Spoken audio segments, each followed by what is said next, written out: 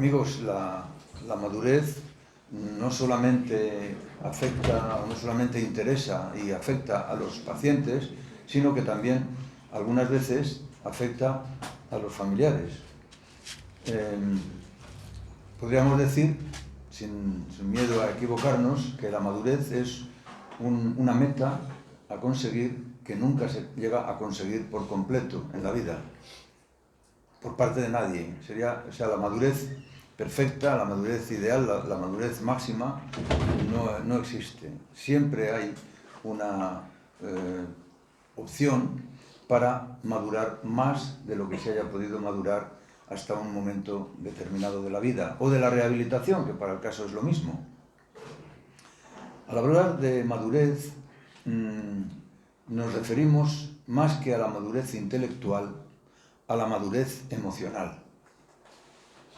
Cuando decimos, al llegar vosotros al centro, a la asociación, e iniciar rehabilitación, os decimos a veces que el problema vuestro en realidad, más que de jugar mucho, es de tener poca madurez.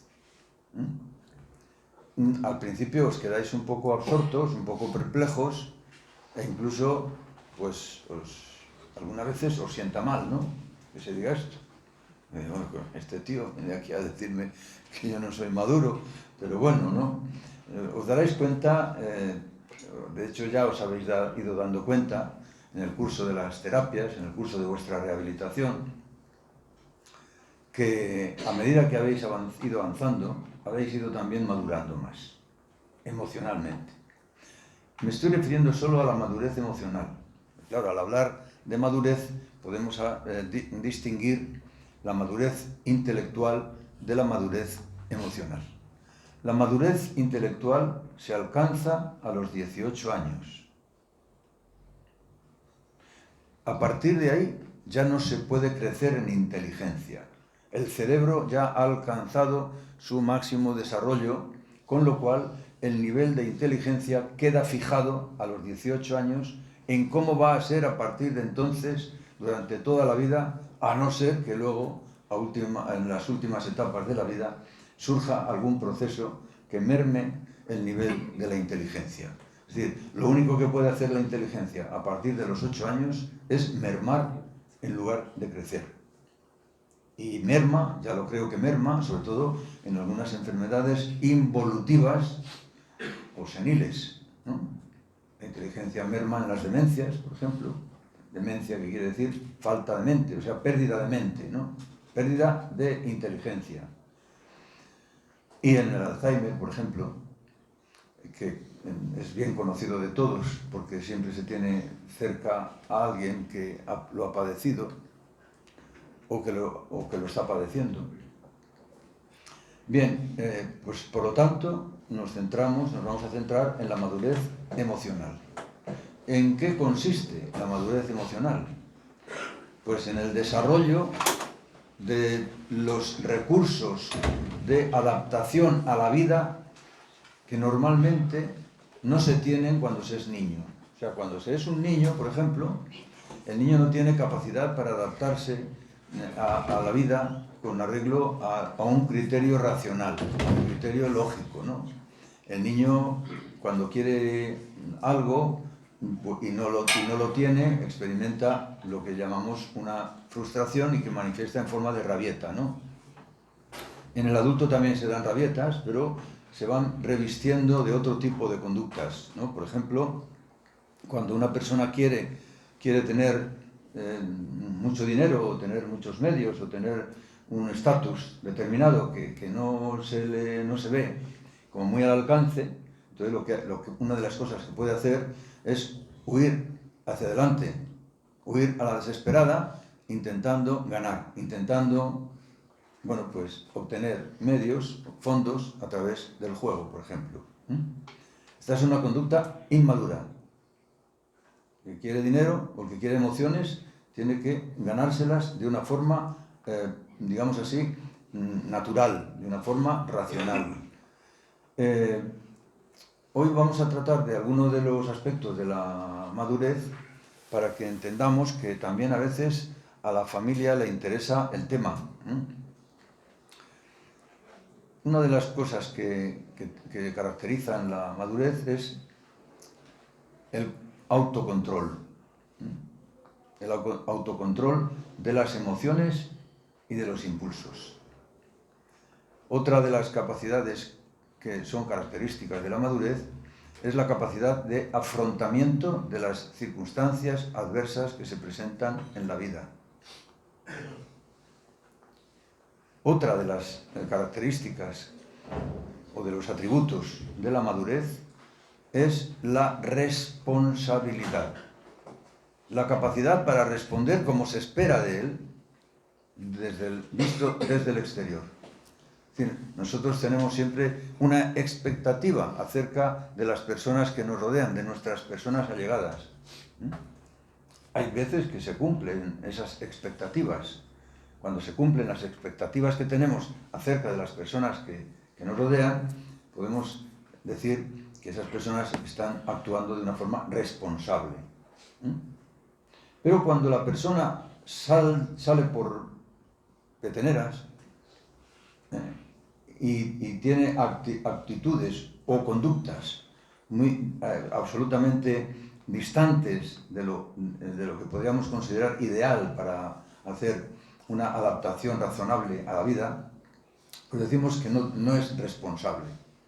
Cuando una persona, por ejemplo, dilapida un capital que tiene a su mano porque antepone el placer al deber, entonces podemos hablar de falta de responsabilidad, de irresponsabilidad. Luego que ya tenemos otra característica más también. La persona madura antepone el deber al placer. La persona inmadura antepone el placer al deber. ¿Estamos? ¿Lo he dicho bien? Sí. Entonces, yo creo que sobre esta base podríamos hacer una precisión muy sutil que yo querría tratar hoy. Es en relación con la responsabilidad aplicada a la rehabilitación. Vosotros, durante la etapa de la adicción, habéis sido personas muy irresponsables. Estaréis de acuerdo conmigo, ¿verdad? No habéis hecho lo que se esperaba de vosotros y lo que vuestra conciencia esperaba también de vosotros. No solamente se trata de obrar de acuerdo a lo que se espera de nosotros, se trata también y sobre todo de obrar de acuerdo a lo que nos pide nuestra conciencia que tenemos que hacer. Muchas veces sabemos lo que tenemos que hacer y sin embargo no lo hacemos. Ahora aquí ya tenemos otro aspecto que forma parte de la madurez o de la inmadurez según que exista o falte, y es la voluntad de persistencia en el propósito inicial. Es decir, yo sé que tengo que hacer algo, pero me distraigo, me voy por los por senderos colaterales y al final no lo hago. Lo inicio y cuando me canso o me surge la primera complicación o la primera dificultad o el primer problema, abandono. Aquí ya tenemos otro factor, la voluntad de persistencia en el propósito inicial. Pues bien, cuando la persona no responde a lo que se espera de ella en la vida, podemos hablar de una irresponsabilidad, que es lo que estábamos diciendo que habíais tenido todos vosotros durante la etapa de la adicción. ¿Estáis de acuerdo? Sí. Bueno, me diréis, bueno, pero ¿y la responsabilidad de los familiares? Claro que a veces también falla. ¿Qué pasa cuando un familiar, es una pregunta que os hago, para que luego la contestéis con vuestras intervenciones? ¿Qué pasa, por ejemplo, cuando un familiar consiente esos dispendios, saliendo al paso de las deudas que el ludópata va generando? ¿Es responsable ese familiar? ¿Es responsable ese familiar? Es decir, el proteccionismo del ludópata, pensando, bueno, A ver si ya te arreglas, hijo, ¿eh? Esto se da sobre todo en padres. O sea, de los padres encubren muchas veces, o la madre algunas veces, más que el padre.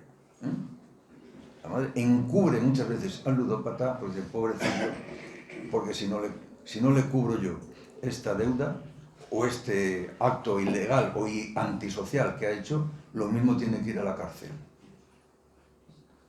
Aquí ya entra un poco en la conducta emocional. No se obra con arreglo a una conducta racional, sino que se obra con arreglo a una conducta emocional. Es decir, pobrecito, se obra con el corazón.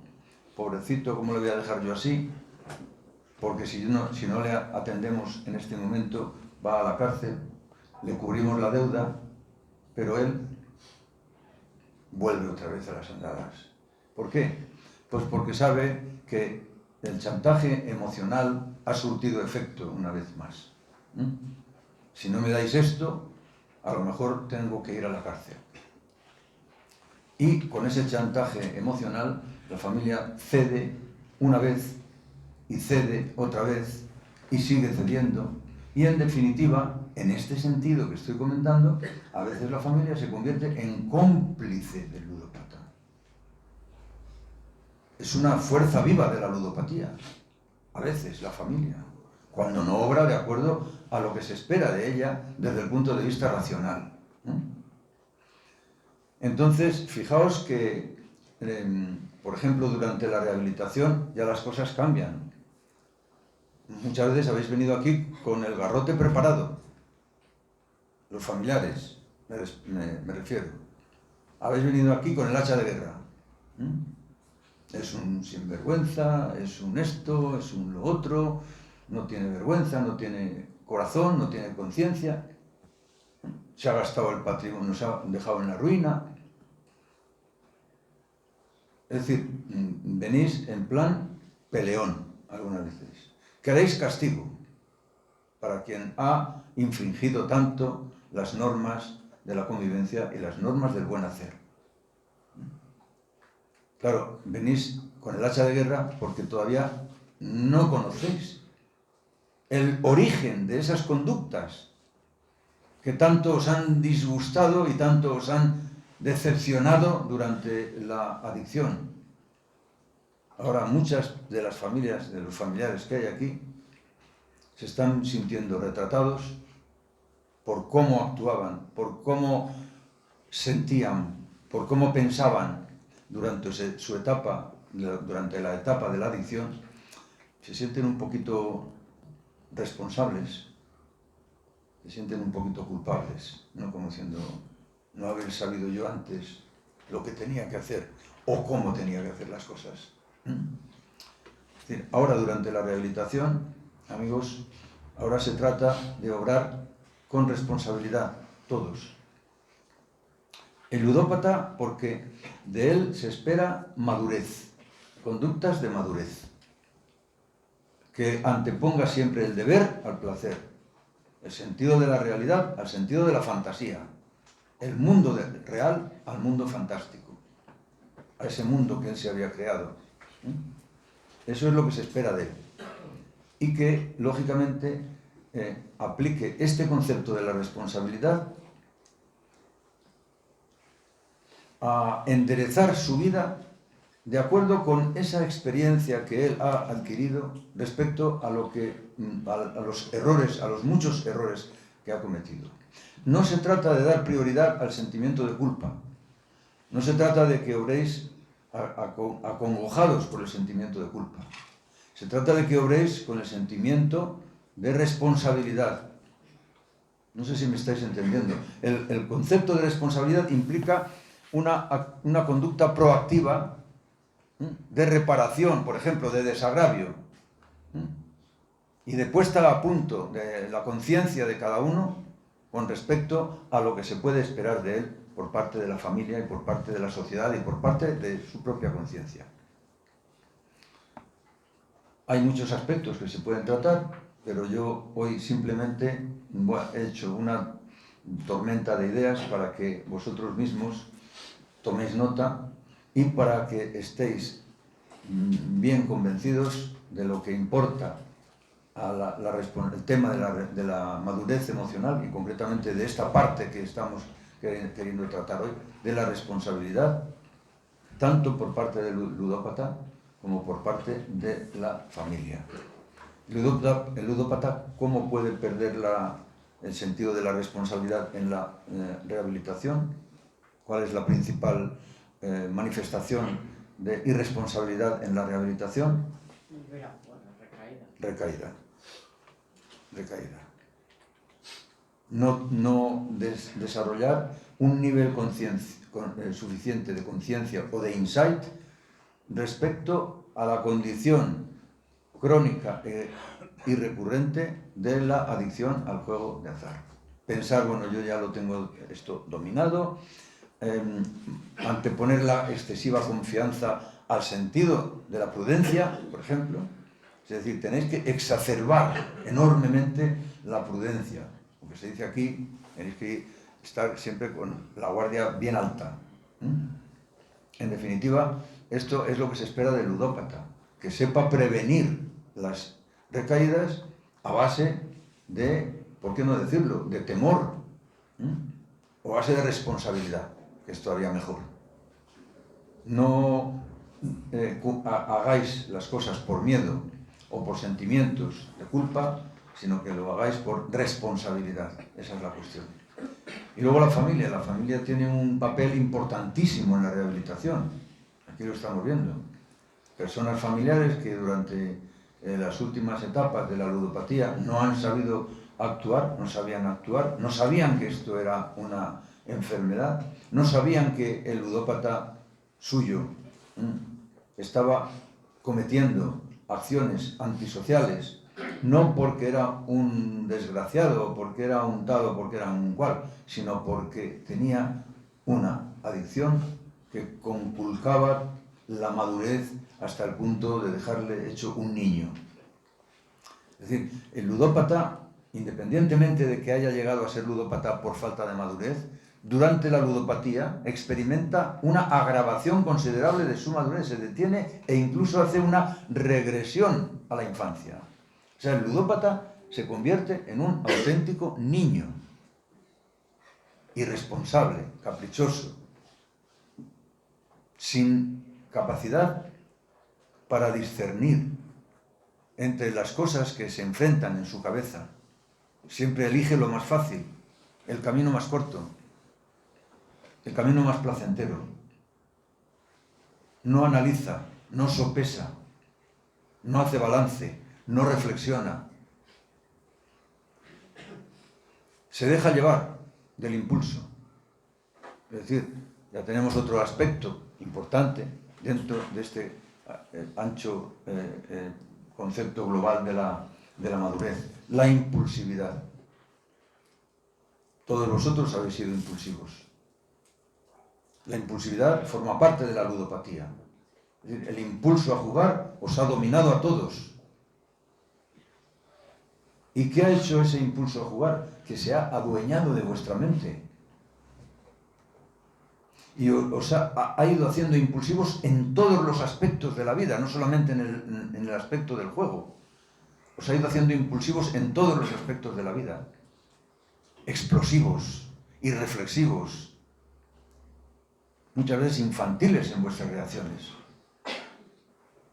Por eso, la impulsividad remanente, es decir, la impulsividad residual que tantas veces permanece a través de la rehabilitación durante un tiempo determinado, por eso hay que tratarla, por eso tenemos que trabajarla, como todos estos otros aspectos que estamos comentando.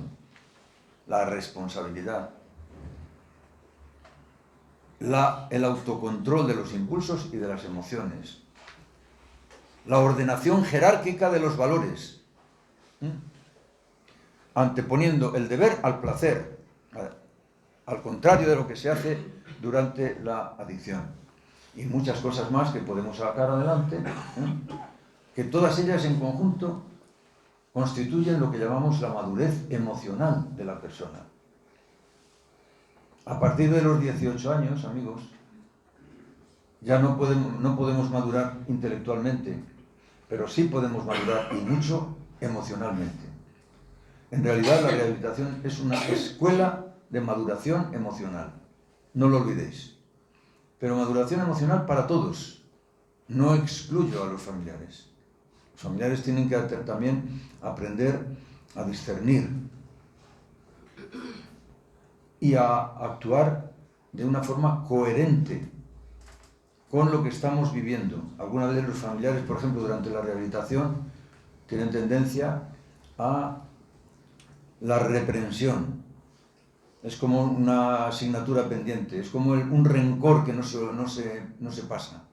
A veces ese rencor hace a los familiares actuar de una forma emocionalmente inadecuada. Si no hubieras hecho tú todo eso que has hecho, fíjate cómo podríamos estar. Es decir, una y otra puntadita.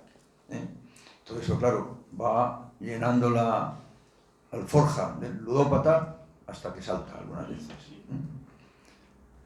Y otras cosas que se pueden hacer mal, por ejemplo, pues tener prisa, apresurar, tener impaciencia, querer todo ya hecho, dicho y hecho. El ludópata tiene mucha prisa siempre en su vida, durante la adicción. No pequéis vosotros los familiares de lo mismo. La rehabilitación no admite prisas. Tampoco pausas, pero no admite prisas. Y por eso os digo a los familiares, tenéis que moderar vuestra impaciencia, tenéis que controlar vuestra impaciencia. Y luego tenéis que también aprender a valorar positivamente, aunque os parezca ahora un contrasentido. ¿Cómo yo ahora me voy a poner a valorar positivamente a este sinvergüenza que me ha hecho no sé qué, que me ha hecho no sé cuál, que me ha hecho esto, que lo otro, que lo de más allá? Pues sí, claro. De alguna manera le tenemos que motivar, o la tenemos que motivar al ludópata o a la ludópata. Y la manera mejor de motivarla es valorar lo que está haciendo, que además es muy meritorio por parte de ellos, los ludópatas. Y eso es también responsabilidad de los familiares. Fijaos qué importancia tiene, en este caso, la responsabilidad como parte de la madurez.